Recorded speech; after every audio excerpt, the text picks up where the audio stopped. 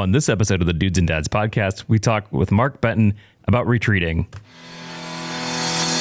You're listening to the Dudes and Dads podcast, a show dedicated to helping men be better dudes and dads by building community through meaningful conversation and storytelling. And now, here are your hosts, Joel DeMott and Andy Lehman. Wrong. That's not Joel DeMott sitting right here next to me. No, it's not. It is none other than Mark Benton, the second, who... What up? Mark, man, welcome back. It has been a long time. We had you back on season 3, episode 11, and we were talking about why it's important to go to church, and we're talking now about retreating. So Joel, the other day, just so you know, Joel said to me, I asked him if we can record Sunday, and he said, actually, I'm going to be out of town. And I said, okay, fine. Do you mind if I invite Mark Benton to be on and be our co-host, be my co-host? So he said, absolutely. So Mark, welcome back to the show. It's good to have you back on. It's been so long. Man, thank you so much. I know. I appreciate it, though. Thank you so much. And listen, shout out to Joel. As you said, yes, I'm not him. I'm just a few shades darker. My hair is just a little taller, but Joel is still my brother, man. We're still brothers. So absolutely. I'm glad to be back on here with you. Yes, definitely. So, yeah, it again, last time we talked, we were talking about the importance of going to church. And that was a good episode. I'll link to it in the show notes if you guys have not heard it. We were talking a long time ago about why it's important to go to church. And for those of you who don't know, Mark has been a longtime friend. We've never actually met in person, though. But hopefully one day. I had the goal. Yes. But then you moved down further south. So yeah, I did. A little further south. Yep.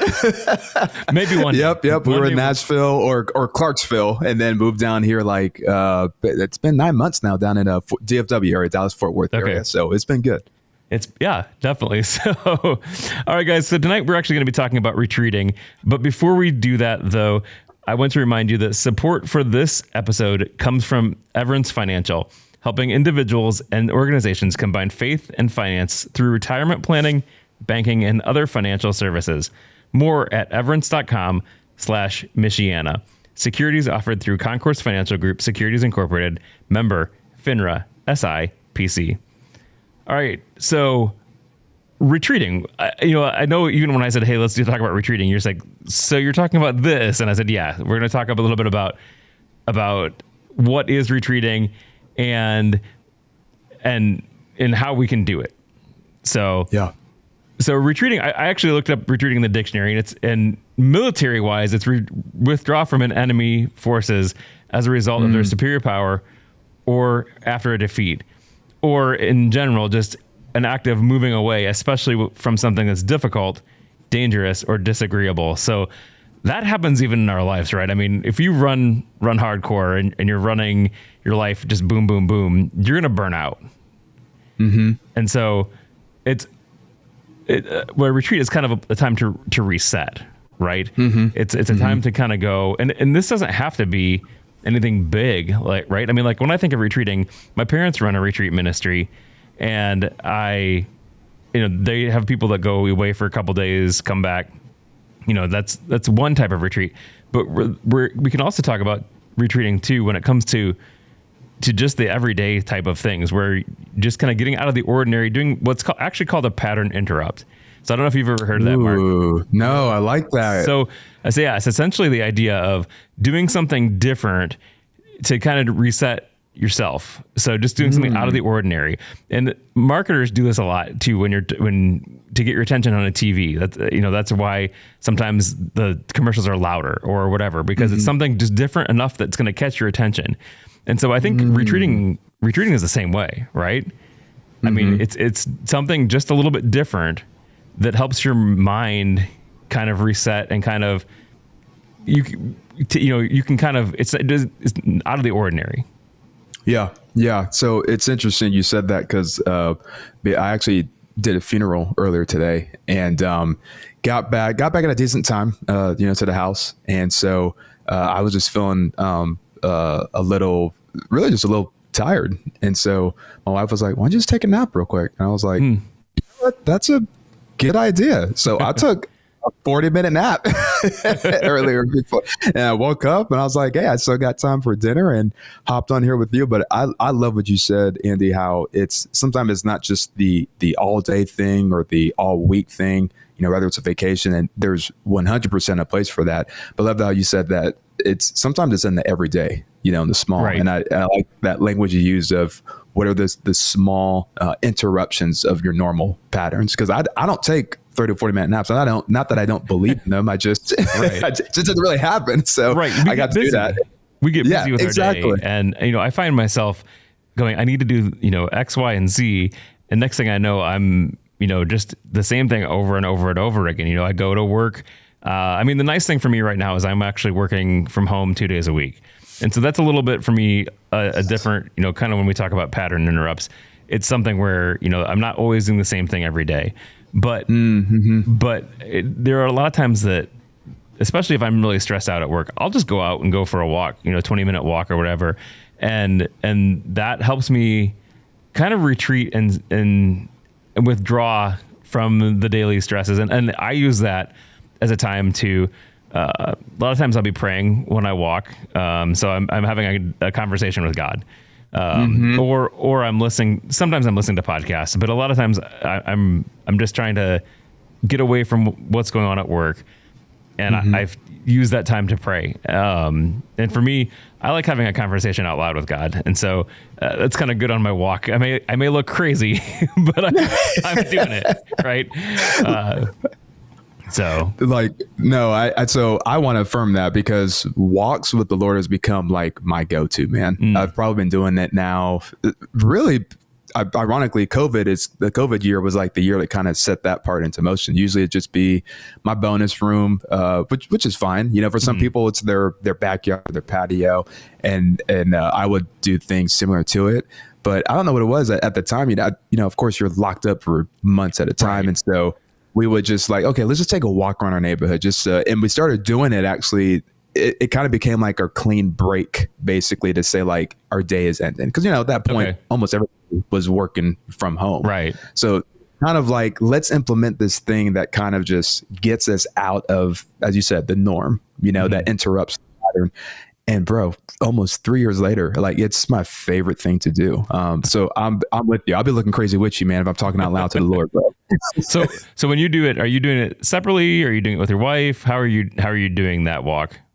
We'll do both. I do it a lot on my own. Usually try to work out I've increased it to 5 times a week. If I don't feel like working out at all, then I just tell myself, hey, then do a mandatory walk, and It'll be 30 minutes, and sometimes it goes long for an hour. So I'll do that on my own, just to not just to have that time with the Lord, but it's kind of like I usually do something like that on my off days. Okay. So I've made that a part of the rhythm of, I guess you could say, of my Sabbath. So I'll still probably sometimes I even do a 10 to 15 minute walk every other day, just to kind of get out of my office and just walk around and get out of my head. But I intentionally try to do a 40-minute to an hour walk once a week. And that's typically on my off days. So it's kind of like this in-depth time where I can just disconnect with whatever is going on in my own life. Sure. But not just to hear from the Lord, but also just to be. And I think that's the other thing, is that, retreating is yes, there's a time, of course, to rest and everything like that, which is 100% part of it. But I also think about it's the Psalm 46:10 mindset, where I can just be still and just know that God is God. So sometimes it's just the fellowship of just being with the Lord, sure. And even that, it's like restorative in its own way.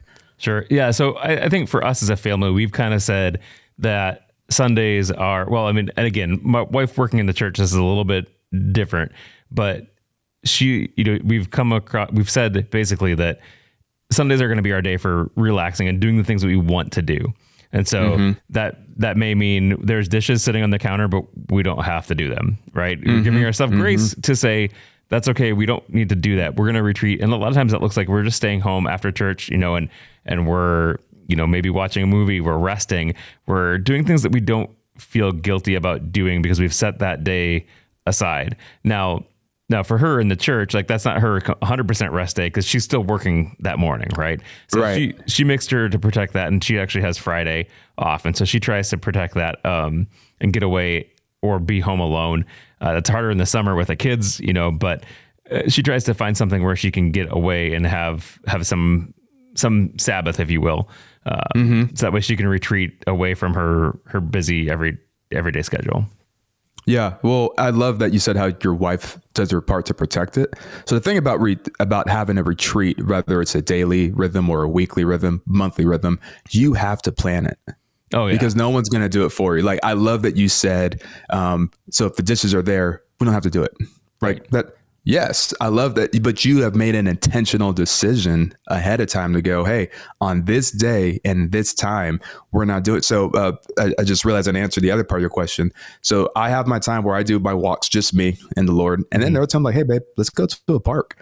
And Juby and I have some of our best in-depth conversations on walks. There's That's something good. About just disconnecting from, I can't get off that term you use, man, the interrupted patterns. There's just something about doing that where it's not just idle chit chat, but we'll dream together. We'll talk through, okay, what is the next step to kind of get closer to the dream? What do you feel like the Lord is telling you in your life? And it's interesting how we'll be in different parts of our own personal devotion or walk with the Lord, yet it still intersects. Oh, yeah. But that happens in our retreat of just taking walks, Well, and I think too that walks are a good thing because you really don't have anything else to do as you're walking. I mean, yes, you have to watch for traffic. You don't want to get hit, right? Right. But I mean, you don't have anything else to do. You're not scrolling on your phone. I mean, yeah, you could be listening to a podcast or whatever, but your attention is right there. So whether it be you and your wife or you and God, like there's that one-on-oneness there. And so there's an intentionality that we have that makes it so that we're focused, that we're not distracted. And so, yeah, walks are a really great thing to do that. Yeah. Yeah. Granted, I still have my moment where I just sit in my living room, and sit in stillness, of course, where I'm praying and I'm sitting, I'll even posture my body. Sometimes, I'll sit upright just to kind of let my body know that, God, I'm here for you. Sometimes it's even to tell my literal mind of, Mark, just relax. Like just be where your feet are planted type thing, So how do you do that? How do you, when you're sitting in your living room? For me, I find it tough to unplug because if I'm sitting there, I'm either like, yeah, I can put my phone away and that's fine. But I either fall asleep because I'm sitting there, which again, that's fine. I mean, there are times for that. But if you're trying to be intentional and sitting in stillness, it's hard to keep our minds focused sometimes. So how do you do that? Yeah. So I do want to firmly acknowledge that I don't have kids. Right. So it's all the dads and the parents. I'm not going to act like I know what it's like because I don't, but I do notice for me, even if I'm around with if I'm on vacation with a group of people or something like that, if I have to do it first thing in the morning, or I'll even going back to like taking a walk, if I find a bench or something, I'll do the same thing. I'll find a bench just to sit down, and one of two things happen. Either I'll listen to worship and I'll listen to the words of the song. Sometimes I'll sing it, sometimes won't, but I allow the words to basically focus my mind. And to your point, so I admit when I'm distracted. That's the first thing I guess I would say is that it's when I know I'm distracted, I go, okay, I know that my mind is distracted. And I start naming what all the distractions are. Okay. And then once I'm done naming it, I'll put on a worship song, because the beauty of worship is that it has a way of just taking your mind off of the distractions, anything else that's going on in your life, and focusing on the Lord. And so in order to hear from him or even just be present with him, I have to focus my mind on him, which is hard to do if I'm distracted. So I just to own when I am distracted. I name it, I share it, and then by listening to a song, that helps me to direct my mind so that I can be receptive now to just listen. Gotcha. Sometimes it's one song. Sometimes it's two or three. It just depends. Some days are more challenging than others. And it doesn't even have to be because you're going through a hard season. Your mind just might be cluttered and all over the place. But I've learned to give myself like that permission of, if after one song, I feel like I need to sit there for a little bit, I'm like, okay, let me throw on another worship and I'll keep going.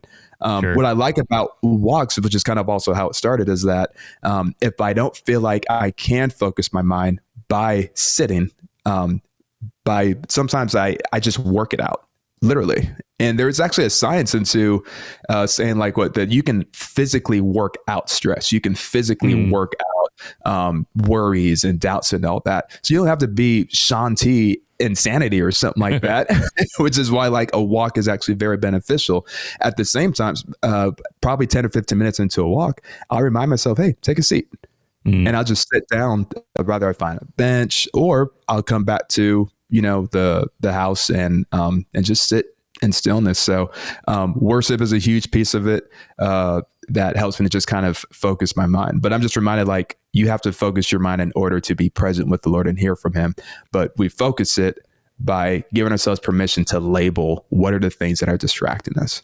That's really good. And I found for myself recently, I've come across a subgenre of music called lo-fi. It's like kind of chilled. Yes. And so like I've been listening to this lo-fi worship, and it's great because it doesn't have music in it, but it's kind of like, it reminds me, I mean, it doesn't have music. It doesn't have words. Lyrics. I know what you meant. Yeah. Yeah. So like I find myself like actually concentrating on the lyrics then, because I have to recall them from my mind, not just listen to what's being said to me. It's more of coming from my heart then, because it's coming, I'm having to recall those out of memory.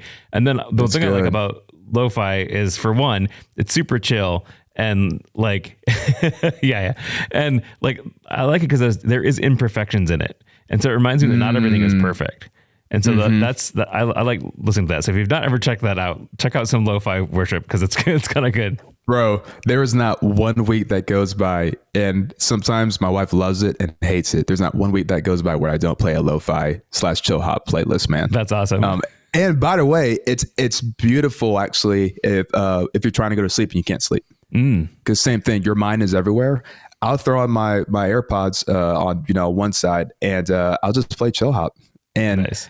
There's something about just listening to it that just eases my mind and brings me into sleep. And now I'm like, I mean, which is cool, because when you think about it, like how much does scripture talk about, like, think on the higher things, meditate on, keep your thoughts on the higher things.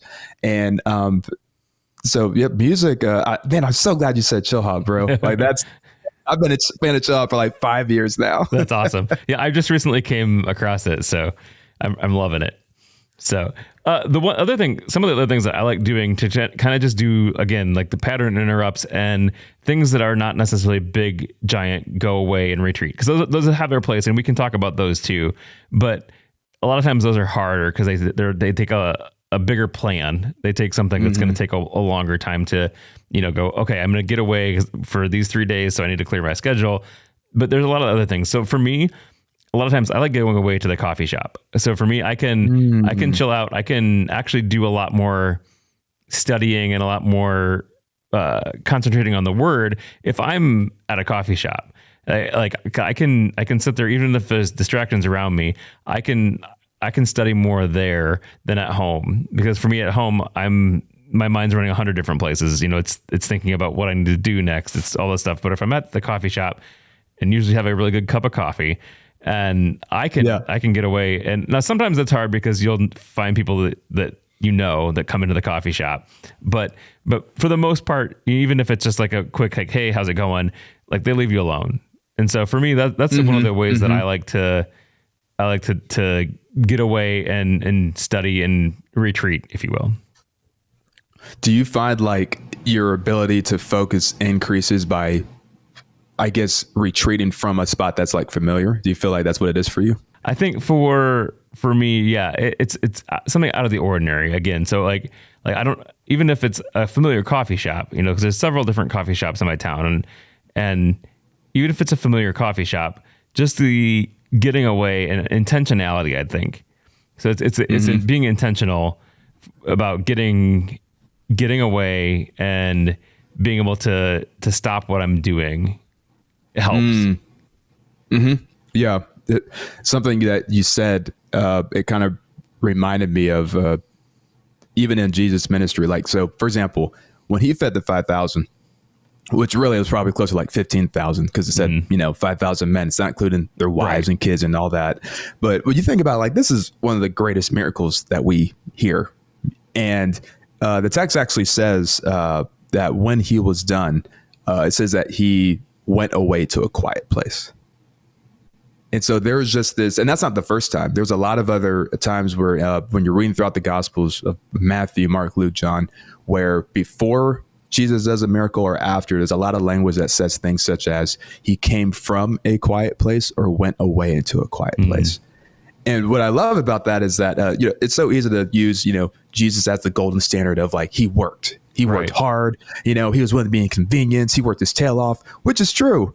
But if we're going to use Jesus as the example, let's go all the way because he also rested very well. Right. And so I just love that even in the biggest moments of his ministry, it was either always followed up with, or it was led out of a posture of retreat. And what I'm hearing even from you is like how you said, like you're leaving a place to basically disconnect, but really you're disconnecting with the mindset of wanting to reintegrate back into the world. So the retreat is actually filling us up to do more of whatever the Lord's called us to do, wherever that is. Yeah, doesn't matter if the church, corporate America, or wherever that is. And so, something I think about is that when unchecked, going into retreating and quiet time can also easily turn into isolation. Okay. And talk to me about that. Yeah. So for example, like, and I'll use myself on the opposite extreme. So because I'm an extrovert, I easily connect with people, and so the way I recharge is through community, but community unchecked can lead to codependency. And in the same sense, for an introvert, they recharge by being on their own. So because they naturally recharge by being on their own, they're natural at being in solitude. But when unchecked, solitude can turn into isolation. Sure. So in the same sense, we all need community. We all need solitude, but codependency and isolation is at the other extreme of that. Gotcha. And so if I'm retreating just to not so much, yes, we have to escape from the world, but if I'm escaping only to basically keep everyone at bay and distant, not to reintegrate, I would argue you're probably not looking then for solitude. You're probably looking for isolation. And so there are times where I know that I would say 55, 45 now, 55 extrovert, 45 introvert. But even in my extrovertness, I can even recognize within my own soul where I'm like, if I'm spending time with someone, I'm doing it because I really value and desire the community, or am I starting to fall into that line of codependency? Meaning, am I trying to find my value in someone/something else outside of the Lord? Sure. And so when I do feel that nudge, that gives me permission to take a time out and just retreat and step into, as Jesus did, to go away to a quiet place so I can just be with the Lord. And I think that's the other thing. Sometimes it's not always just about getting something. Not that won't come, but sometimes it's just being present. So like, let's be real. How many times are you with your wife, Andy? You don't have to say a word, but there's something about just being in the same room with her. Right. Yeah. Just spending time together. Correct. And so sometimes that's what the retreat is. It's not that you won't receive something out of it, but sometimes the gift is the presence. Sometimes the gift is just the being. Like, but do we believe that? Do we trust that in the retreat when I'm present with people who love me? And I was hanging out with one of my buddies because I've been here 9 months now. And when we were driving away from lunch, there was a moment in the car where we were quiet for 2 minutes. And Craig says, I love that we're at that point in our friendship where no one has to speak. That's awesome. And I was just like, dang, it was just a great, beautiful moment of, it was kind of like a moment of retreat. Like here we are working together, but there's this 2 minutes as we're driving from lunch back to our office of just like, this is nice. And no one said anything, but it was just, the gift wasn't just being with each other. Yeah. And I definitely think that happens when we spend time with the Lord too. Like a lot of times, even if I'm just not necessarily expecting something, but I'm reading or I'm worshiping or whatever that looks like, there is a recharge that happens afterwards where, you're you're ready to get back into the world. You're ready to go. You're ready to, like, just that time away has given you energy. And I'm for the most part an extroverted person too, but it's interesting. I find time like alone, especially intentional time with God, like is recharging for me too. Even though I'm an extrovert person and I'd rather, hang out all day with people rather than be alone. But I find that helps when I spend that time with God. 'Cause I think it's interesting because I think as an extrovert, spending time with God is hard to do with people. I mean, you can do it with people. Don't get me wrong. You can. I mean, especially like, think about a good worship service where you've had you're doing corporate worship, and obviously that's not alone. You're still singly worshiping God, but you're worshiping God together with everybody else. So that's I guess as an extrovert, you can use that too. But even for me, like the time alone is a more. I find that I don't know how to say that. There's something rich that takes place where it's just you and the Lord, is what you're saying. Yeah. I find energy in both, but I think those are the times and the moments that I get more clarity on like his calling on my life. Whereas like the worship services are good and I'm worshiping God, but I don't necessarily get something back. Like there's not, and again, I don't want to sound like I'm saying I want. No, you're good. But there's God doesn't speak to me in the same way when we're in a corporate worship than when I'm alone with him, if that makes sense. Andy, it's funny because the reason why I kind of say like I'm probably 55-45, but now I start to question if I'm actually leaning more towards 50-50 because the times I get with God are just they're so sweet. And here's what it is now, because I've learned and I'm still learning the art of retreating. It's not something where I go, oh, I got to spend time with the Lord. Andy, I look forward to it. And I equally feel it when I don't do it now. What's that look like for you when you don't? Like what's that look like for you? Yeah, so there were 5. I'm trying to remember, see if I can remember them all. So one of my buddies, his name is Derek. He was our campus pastor, but he gave me a few words, and I'm gonna try and look it up as I talk, but I remember some of them. But one of the things he said was that there's certain words that he uses that he kind of keeps as a filter, and so one of them is balanced, centered, grounded, source. And then there was one more, but needless to say, when he goes through those words, he just simply asks himself, where do I feel unbalanced today? Here we go. Just found it. Spirit is versatile. So spirit, source, center, balance, and ground. So spirit meaning, how is your spirit feeling right now? Because there's your spirit and then there's the Holy Spirit. Sure. And so does your spirit fit? Does just your inner person just feel just off? Are you stressed? Did you wake up with anxiousness, worries, doubts? Just how's your inner spirit doing? The second one is source. And what it means by that is that all life comes from Christ because he is the source. But do we acknowledge the fact that Jesus Christ is the source? Like he is the source of my life. So maybe my anxiousness is coming from the fact that I'm trying to be at the source of something instead of trusting God to be at the source of something. The third one is center. I love this one. Jesus is the center of all creation, per John 1, verse 1 through 5, but asking questions such as, what are you speaking to the Lord? What are you releasing to the Lord? And then what are you receiving from the Lord? But it's all centered basically around him. And I love that the idea of God being centered is that it gives us permission to share it with, it's a partnership. It's like, yes, we live our life submitted to him, but the Lord wants to hear from you, even the things that you don't think he wants to hear. He wants to hear that. So, because I can't receive from God, Andy, if I'm not willing to even open myself up and share with him what's in me, So I don't have to come to God with this perfect, beautiful dissertation of what it is I want. I can come to him messy. So what am I releasing, so that I can actually receive? Yeah. Well, I think like as our relationships, with our wives too, like if you were just to go in there and have like a perfect conversation with her, like that's not going to be a good, like she's not going to be able to know you well, you know, like even though she may know you well because she's been married to you for however long, but if you're not willing to open up and say, this sucks, or I had a bad day, or this is what's really bothering me, she can't speak into you.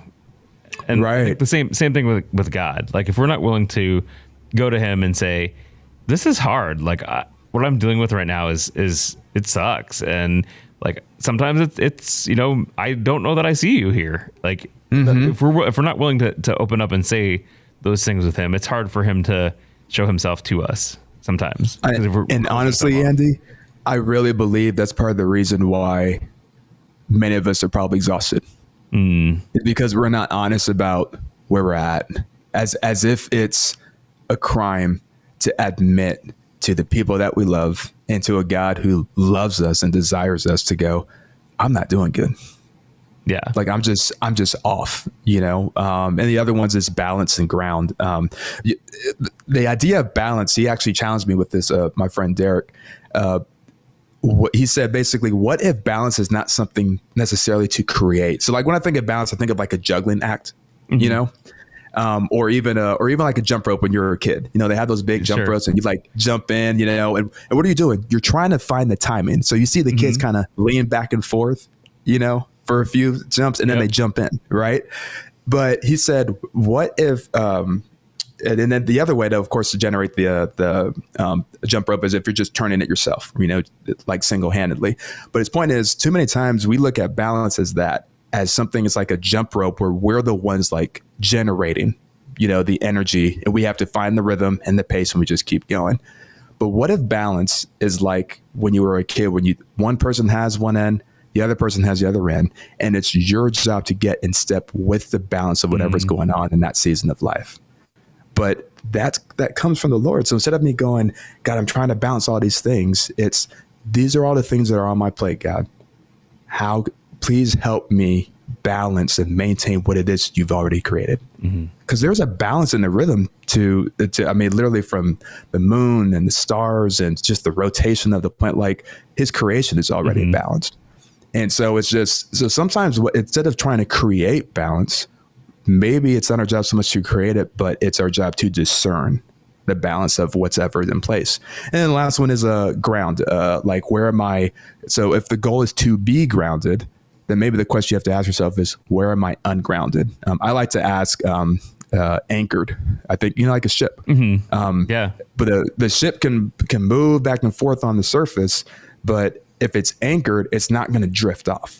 So when I think Jubilee asked me probably about 3 weeks ago, and she said, "You doing all right?" And I was like, "I feel unanchored today." And it was nothing like, again, we're in a great season in our life, but it was just, I had a lot going on just that specific week. And she looked at me and she said, "Have you spent time with the Lord?" And I said, "I have, but I've not spent time listening to him." Oh, yeah, exactly. And actually, a correction, I said I did not make time to listen to him. That's what I said. Gotcha. So in other words, I've worshiped, I've shared, I've emptied myself, I've vented, I've gone to him, but I did not create time to just shut up and just be present with him and just listen. And so I have to say it, going back to what I said earlier, like, yes, there's a time to share it, to grieve it, to feel it, to let the Lord know. But at some point too, I also have to create time to just hear him and let the Lord know, like, God, I'm uncentered in this. I'm not anchored here, and I need your help to get me anchored. So those are things that's really, really helped me to do that. I just pay attention. Here's the deal. Your body talks to you, just like how it does physically. The problem is we ignore it, just like we do physically. Yep. So when I feel an unsettlement spiritually, mentally, emotionally, I'm just learning to own that, and I'm quicker to identify it and lean into it immediately instead of putting it off. I'll get to it when. It's like, no, I've learned to create time, and I make time for it. And sometimes it's not just once a day. You can do it 2-3 times a day. So what are some other things that you do besides walks and worship that maybe just like kind of an everyday getaway type of retreat? Is there anything else? Like for me, maybe not every day, but I really like the summertime in general, just because for one, the sun is out and it's nicer out than gray Indiana days during the winter. But I really like having campfires in the evening. And a lot of times that is even just by myself or with, my wife or whatever, our family, because for me, just sitting in front of the fire gets me a chance to rest and relax and think about life. It's a non-hurried time.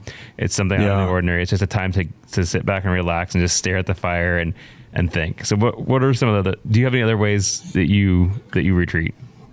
Yeah. So on a daily basis, I have a 5-year journal, and I'm actually officially on my second one this year. And so at the end of every day, I just write down, maybe it's a lesson learned, something I'm grateful for.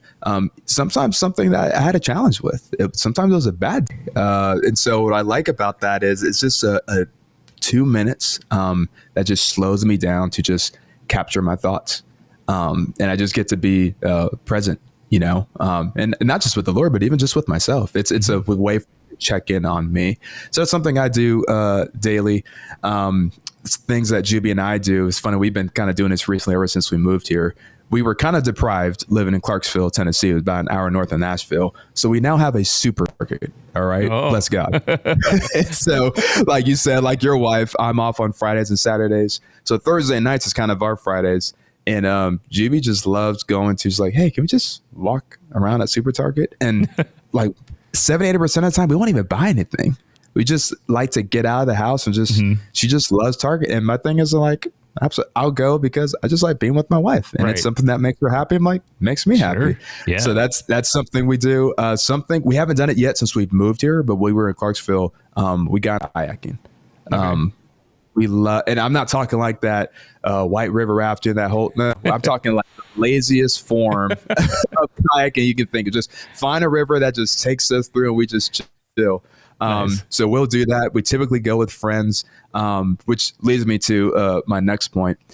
As much as an extrovert I do identify as, I have been in the season probably the past 2 or 3 years where I'm learning that not all relationships are created equal. Mm-hmm.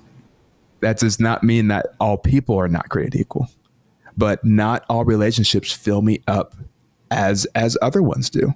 Mm-hmm. So on my days off, I'm spending it with people where I don't feel like I have to be on. And so that's a filter question I ask myself. So when people ask like, hey, you want to hang out on this day and this day, going back to how you said, your wife protects that day. Mm-hmm. I'm looking at it through that lens, and I go, if it's me hanging with this person, am I going to feel drained by the end of it, or am I going to feel rejuvenated by the end of it? And so Juby and I are very specific on who we spend our time with on our days off specifically. And so that's really helped too, because it's and not from this quid pro quo standpoint, but can I just be me and not have to, basically be on all the time. And so that's another thing that I'll do is just, I love hanging out. As much as I love being with people, there are specific people that I've learned to be more intentional in spending time with. And so I'm starting to build deeper roots, in community a lot quicker because of that. Gotcha. Yeah, this is all really great. And now if we want to briefly talk, I don't care if you went to or not, but like going away, like to like spending time away, what's that look like for you? If you're actually going to do like a physical retreat where you're physically spending 1, 2, 3 days away from everything else. So for me, like I've done that before. Like I said, my parents have a retreat center that they run for specifically for that purpose.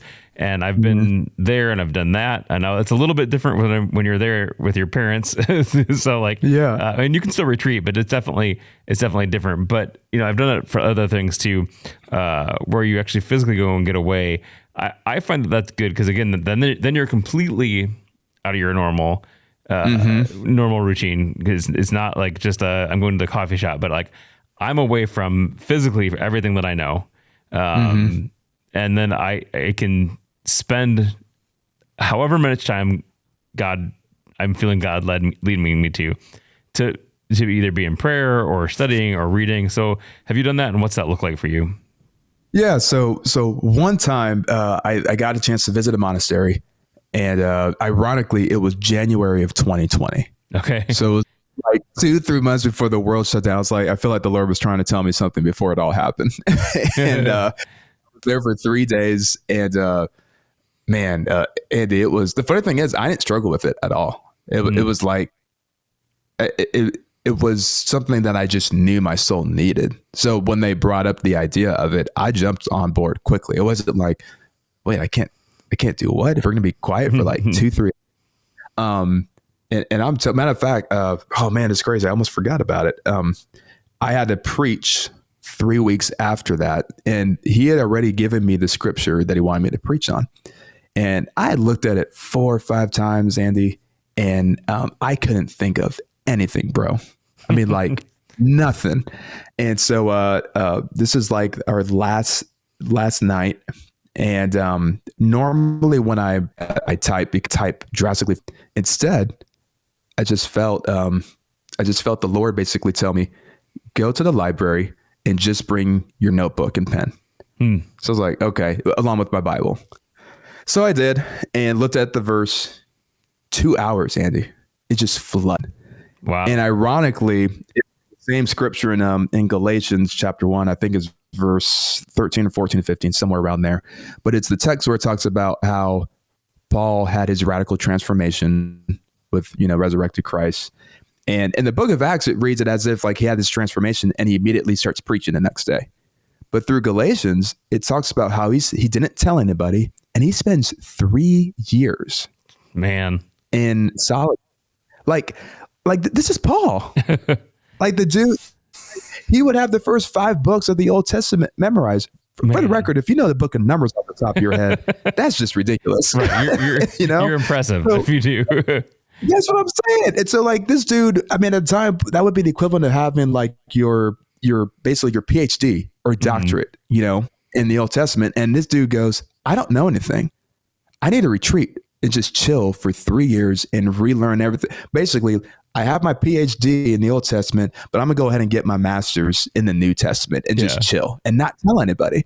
And so the Lord just gave me this crazy outline for my entire message. And so it's funny, he gave me a message about retreating through a retreat. That's awesome. But it also taught me, so even though that was the first and last time I've done a monastery, it did also teach me how I can find that anywhere. So when we go on vacation, GB and I we're city people. So we love going to like Chicago. If we do our annual trips, we usually do beach trips. So we've done the Bahamas before. We did Turks and Caicos another year. And so what I'll do is if we do have access to our phone, I've just learned to not bring my phone. And so sometimes it's something as simple as just removing or putting anything that will be a distraction in the other room. So if we're watching a show or a movie in the living room together, I will purposely put my phone in the other room, just because for me to see it and for it to be an arm's length is a trigger for me. It triggers me to pick it up just because I can. Sure, so instead, I've done even small things like that. Right, sure. Right. Same when we go to Target. I'll leave my phone in the glove compartment sometimes because I just want to be present with my wife. So I've also learned that retreats can be something as going out to, like a cabin in the woods on the lake, as well as going somewhere in the city. And then we just make intentional time to go somewhere else so we can have silence. But the better, I guess, way I would say it is anything that's going to fuel you. And so I just ask myself that question: is me doing this going to give me energy? Is me going here going to fill me up? And if the answer is no, I don't do it. So what could be a retreat for you may not feel like one for me, and vice versa. Sure. So again, I think there's times where everybody needs to go to just absolute quiet, and silence, and be, one with, nature and creation and everything. But also keep in mind that retreat is the thing that fills you up. It's the thing that gives you joy. And if you don't have that, then why are you doing it? Yeah, do something different. Yeah, exactly. Different. Well, Mark, I want to thank you for being on the show. It's been great. A couple things. Tell everybody about your podcast, because you have a podcast yourself, and I think it's a great podcast. And so make sure that you tell our listeners where they can find you at. I appreciate it, man. Yeah, it's called the Let's Talk About It podcast. Easiest way, honestly, to find it is just type in my name, which is Mark K. Benton II, or my wife's name. Apparently, there's a lot of podcasts called Let's Talk About It, but but basically it's just a podcast where we our keywords is empower, practical, and freedom. We want to empower you to live your life in a way that's very practical, through freedom in Christ. And so we've been doing it about 2.5 years. It's how you. Yeah. It's been a great journey. I also have a YouTube page. So just search my name, Mark K. Benton II. It'll probably pop up. Awesome. Well, thanks again for being part of the show tonight. Guys, we would encourage you to go out there, rest and retreat, rejuvenate. You really can't be fully you. You can't really be 100% you, 100% dad, husband, man, if you're not going to do this. I know sometimes people think it's weird to get away and retreat, but you honestly can't be yourself without retreating. So no matter what that looks like for you, if it's just a half a day, an hour, definitely go do that. Mark, thanks again for being on the show with us. Man, thank you for having me. Love you guys. Shout out to Joel, and keep listening to the Dudes and Dads podcast. Thanks.